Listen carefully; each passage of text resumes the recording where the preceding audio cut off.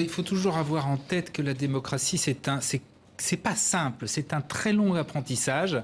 Si on revient déjà aux sources en France, il a quand même fallu à peu près un siècle et demi pour qu'on arrive à une république à peu près démocratique en France, et ensuite avec beaucoup d'accidents, etc.